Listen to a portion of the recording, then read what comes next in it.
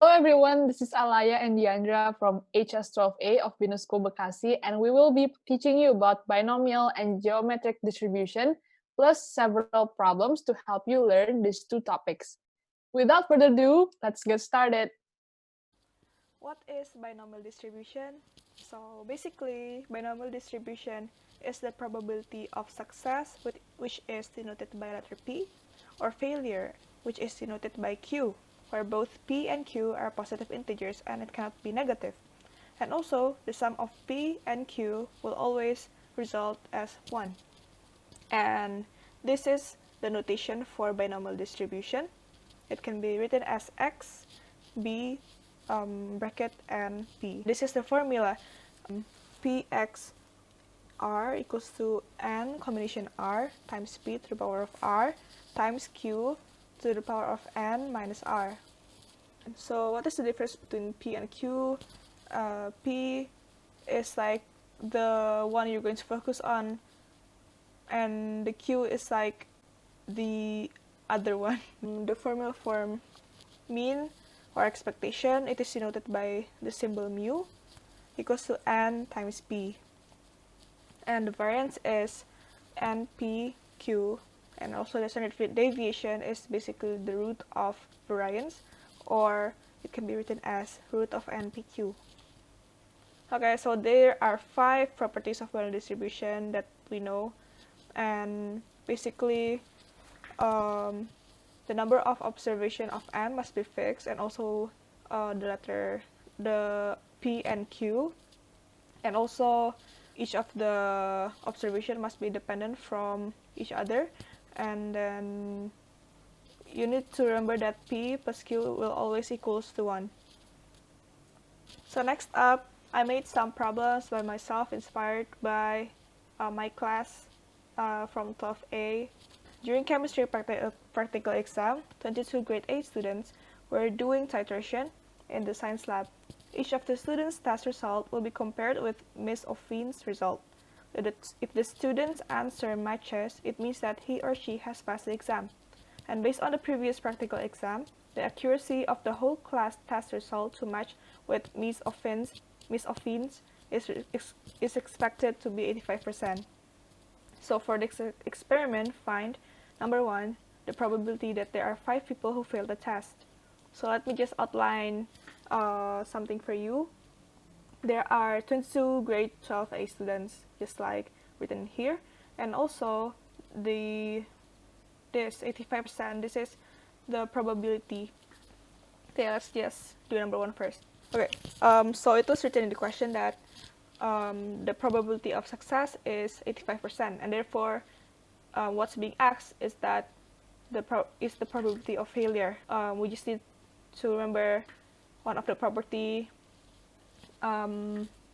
that p plus q is 1. So therefore, to find p fail equals to 1 minus p pass. So therefore, we just subtract 1 minus 0.85, and the result will be 0.15. So let me just write the notation as x, b, 22, 0.15. The n is 22 and the probability is 0.15. So px equals to 5 equals to 22 combination 5 times 0.5, 15 to the power of 5 times 0.85 to the power of 17. And the result will be 0.126. So what is the meaning of at most? At most 3 means that there are the maximum number of students who failed the test.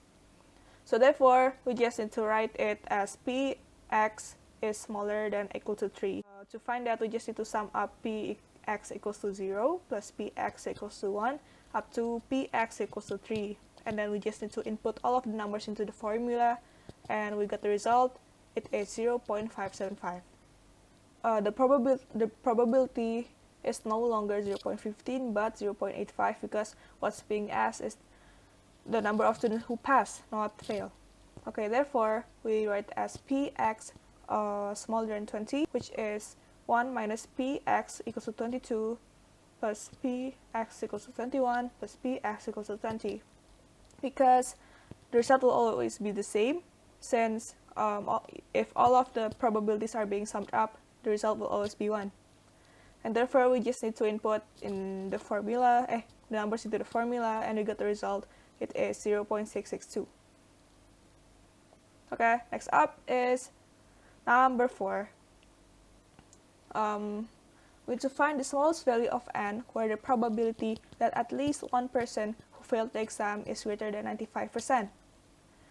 At least one person greater than 95% loh ya. Okay, so the question asks for us to find the n because we don't know the n. And also, we need to find px equals to 0 because because px is bigger than or equals to 1 means that all of the numbers except for we just need to subtract 1 minus px equals to 0 because it is how it's done. Okay, so px equals to 0 is nc 0 times 0.15 to the power of 0 times 0.85 to the power of n. And actually, nc0 times 0.15 to the power of 0 the result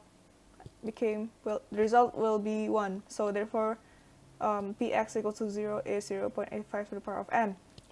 Okay, so then we just need to find px is bigger than or equals to 1, which is 1 minus px equals to 0, bigger than 0.95. And then we just need to move the 1 to the right hand side and make the equation positive to make it easier. And also, in order to find the power of n, we just need to log 0.85 times 0.05, and we get the result. It is 18.4. But since the number of n is the number of people, which means that the result cannot be decimal or fraction, and we just need to convert it into a whole number, the nearest whole number, which is 18. Because if we round it into 19, it is too much. Okay. Next up, the last number, finally, calculate the expected value and variance of the number of students who passed. This one is very, very simple because we just need to input into the formula without thinking. So the last one is to calculate the variance and the mean. Okay, first we have to calculate the mean. The formula is simple, is n times p, and as you guys know, the n is 22 and the probability is 0.85, and we just need to calculate it, and the result is 18.7. And to find the variance, we just need to calculate n, p, and q.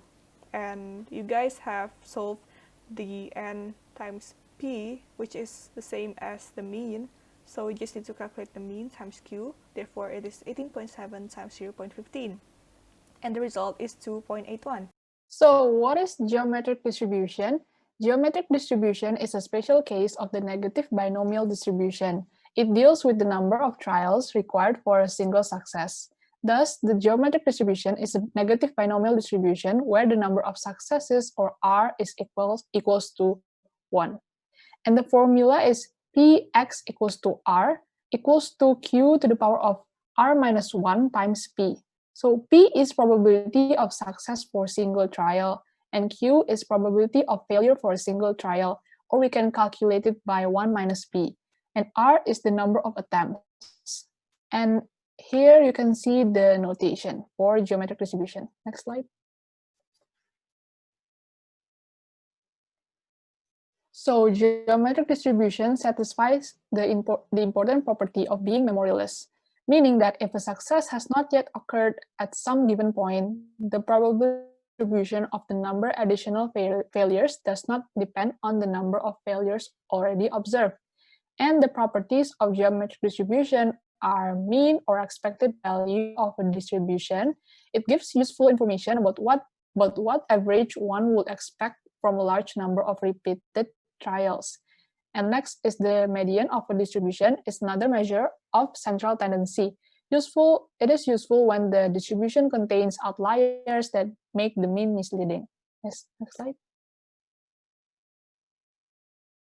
And another properties of geometric distribution that we should know is the mode of a distribution is the value that has the highest probability of occurring. The variance of a distribution measures how spread out the data is. The mean, mode, and variance are generally calculable for a geometric distribution. The median, however, is not generally determined. So here is the problem for geometric distribution. On average, Mark scores a goal on 0.4% of his shots. The variable random x is the number shot that Mark takes, up to and including his first goal.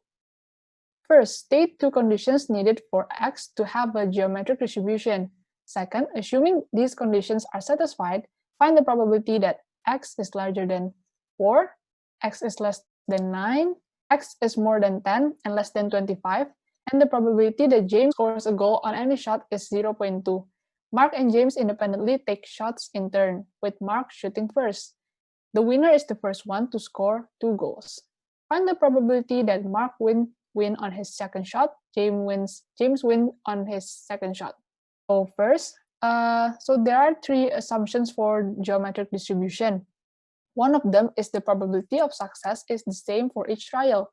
And this is the same as the constant probability of scoring as I've written here.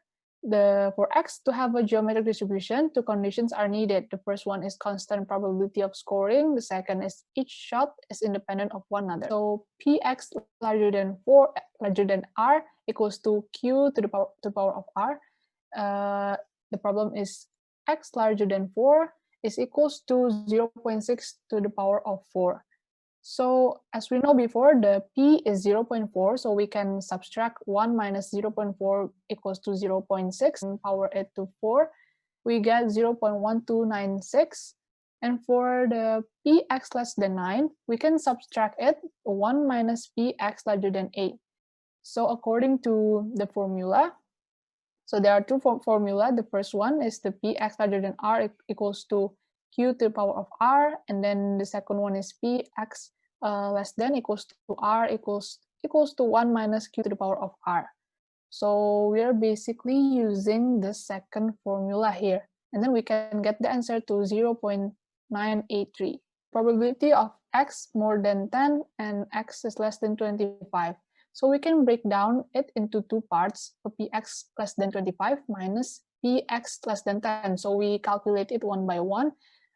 We can get the answer to 0.00998 or round it off as 0.0100.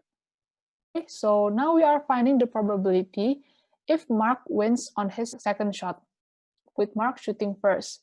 The winner is the first one to score 2 goals. So we have 2 cases. The first one is Mark scoring his goal, and James is scoring a goal, then Mark is scoring his second goal, as we can see in the table. And the second case is Mark score 1 goal, and then James failed to score 1 goal, and Mark succeeded to score 1 goal. So what do you mean by fail and success? Success for Mark is 0.4 and the failure is 0.6. For James, the success is 0.2 and the failure is 0.8. It's like the success is P and the failure is Q. And then we can times all of them, and then sum it up all together, and we will get 0.16. The next problem is the same with the previous one, but now it's James who wins on his second shot. First case, we have Mark scoring goal, and then James scored his first goal for 0.2, and then Mark failed to score a goal, and then James scored his second goal. So, and the second case is Mark failed to score a goal, then James scored his first goal, then Mark scored a goal, and then James scored his second goal. And for the third case, Mark failed to score a goal, and then James scored his first goal, then Mark failed again to score his goal, and then James scored his second goal. So we can multiply all of them like we did in the previous slide and add them up all together. And so this is the last problem for today. So thank you guys for listening to our presentation, and I hope this presentation is useful. And thank you for listening. Bye.